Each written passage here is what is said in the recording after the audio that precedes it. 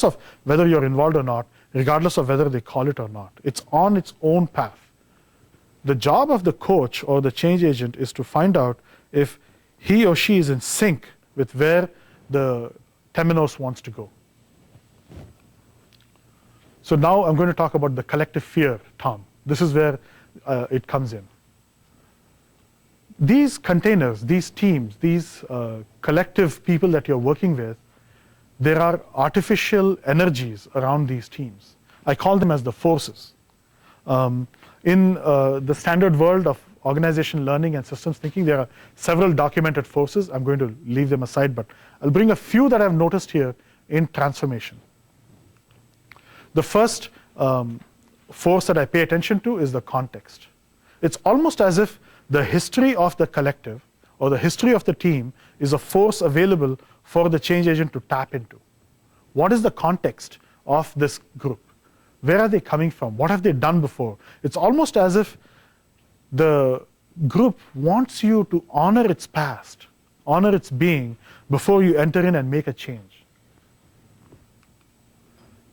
It wants you to respect its uniqueness. Uniqueness is another force that I pay attention to, such that I know that no team is the same.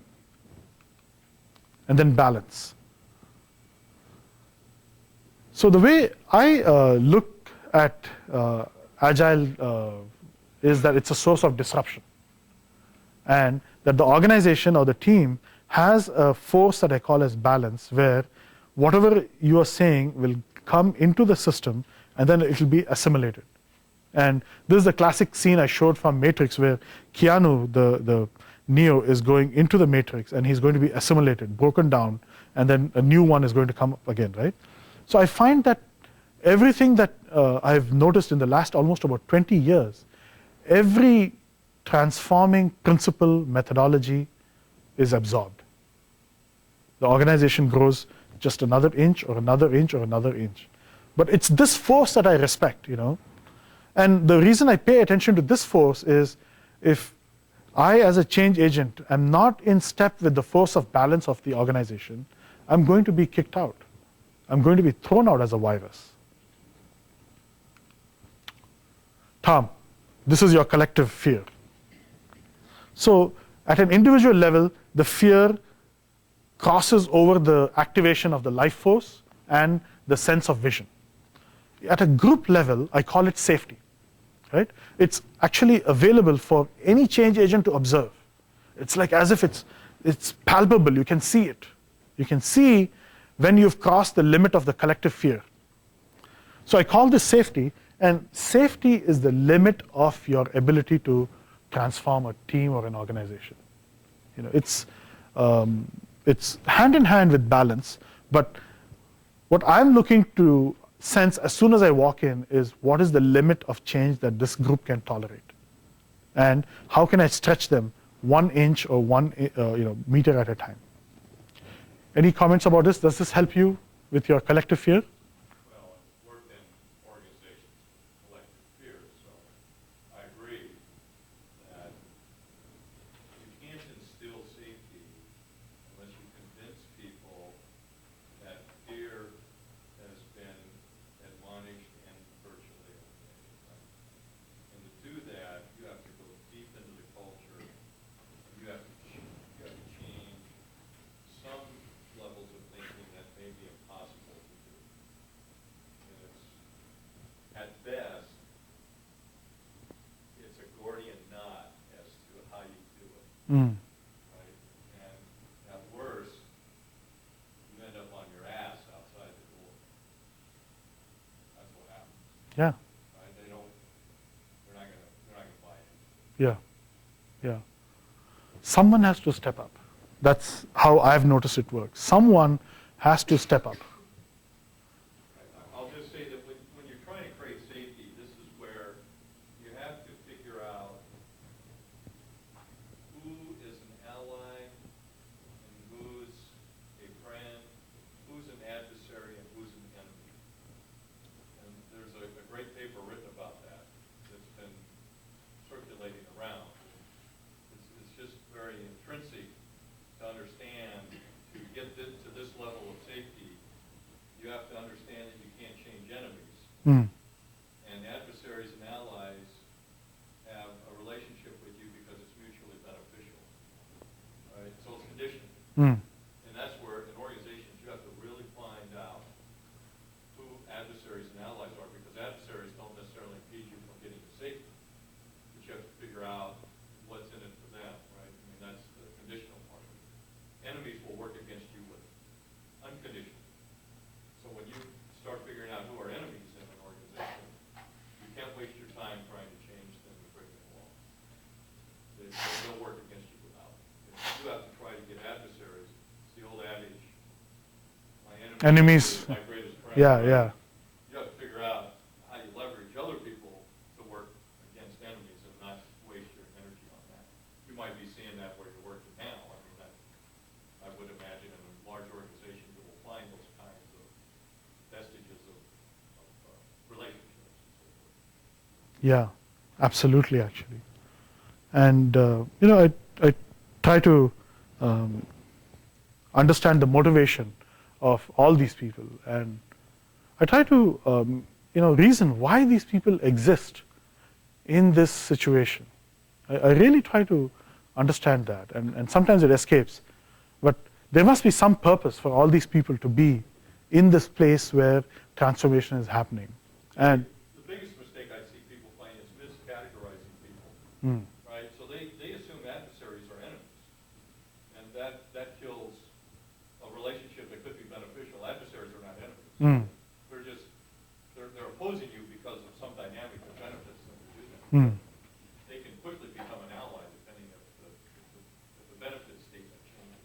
mm, But enemies are not going to, and the biggest mistake is people immediately categorize adversaries as enemies, and they alienate adversaries by treating them as enemies. That's Mm. not acceptable.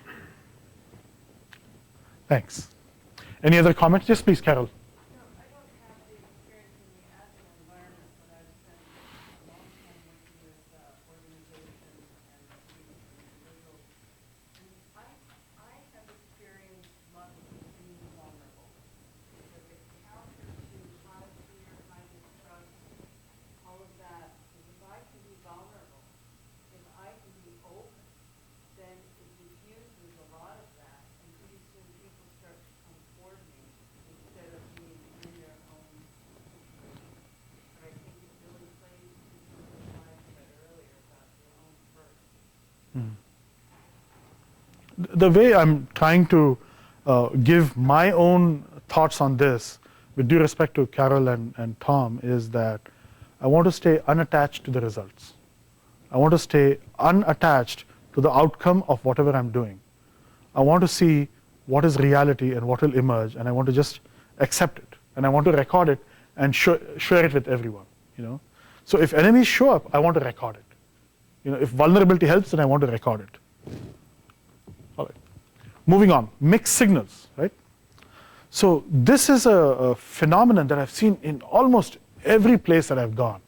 The organization says, we want to charge ahead with this transformation, whatever you want to call it, lean, agile, scrum, or whatever, right? Right on the other side is a mixed signal which says, don't do it. Don't come to my teams. Don't enter this. Don't do this without telling me. Don't talk to my teams without my permission, right? In every organization that I see, contradictions are sort of, they're sort of like waiting for an agile change agent to come into the room and say, hey, this is me. So again, my take on this is to actually recognize that, but to see how that can be a source of leverage. Right? Now, by look of the faces, I can imagine you guys have some stories. So would you want to share some mixed signal stories? Go for it. Is what I've encountered. Sure.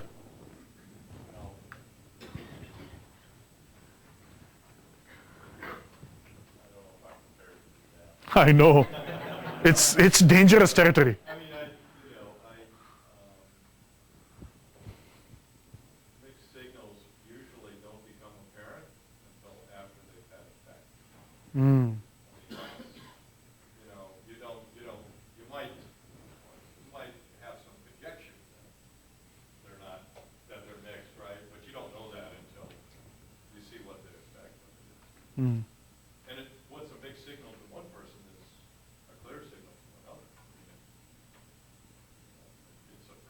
Mm. Mm. I've had Yes, please. I've had a lead systems manager that'll say he's all for moving to agile development. And then I get to describing how like requirements might evolve over time with the customer and things like that. Variable requirements, I was never understood. Right, so he's all for it until you bring something up like that. Just one. And I think that's a conditional statement, right? I mean, I'm all for it as long as, Yeah. right?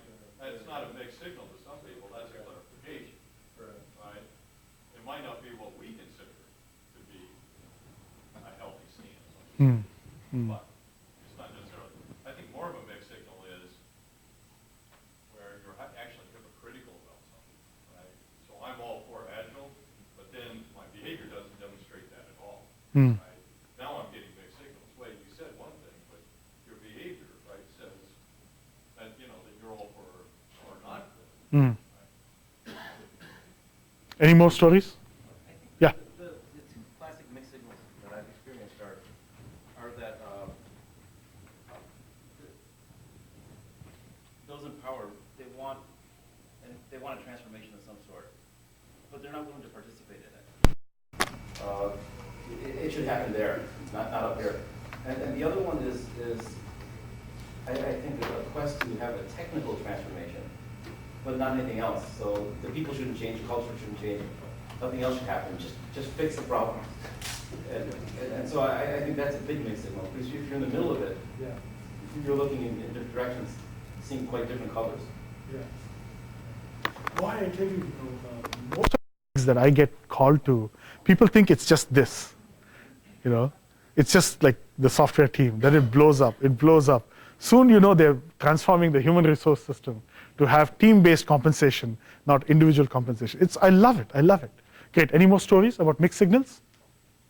Go for it. The place where I the same thing, the transformation, everybody likes it, but when it comes to changing the culture, that's when, they're not very happy about it. So they want to go for agile, but same time, but not at cost of changing the culture and everything. Well, they sat around at management conferences all their lives, and they figured out this is the way that their organization should be properly built, and this is their baby, and this is how I want it to run. I mean, it's all personalized to them, and in essence, you're coming in and taking it away. You're saying, well, that was fine and good, but you wanted to transform. You have to have faith that it's going to be transformed to the good, and you won't have that much say in it. You're directly hitting the number one barrier that the version spoke about, a sense of a loss of management control. Yeah. I also see that some people also, especially from where I'm coming from, the sense of losing the power, the control, Mm. they're losing the comfort zone. So, but they want to transform, but it's not at the cost of losing power. Well, I would guess that you're in a very interesting experiment now, because they're on their second iteration of Agile at Capital One, their third iteration. So, Talk about mixed signals at that level. You said 2, I said 3. So there's a mixed signal right here. Right. So I want to like just take a minute more over here, because I think this will be very useful. Right. The mixed signal that I see at a collective level is the sum total of mixed signals of the people in the collective. That's my observation. Right. So you walk into a team, you're now a part of the team, you've actually contributed to the mixed signal of the team. This is where a little bit of what, Carol, you said, the vulnerability part, helps. A willingness to self-disclose my own source of mixed signals, my own repository of contradictions. That's the equipoise, the ability to correct what is happening inside. Is the tendency of an organization to, or collective to segments, does that, like what's the relation with the size of the organization itself? Because I think I've noticed bigger organizations sending lesser mixed signals at lower level than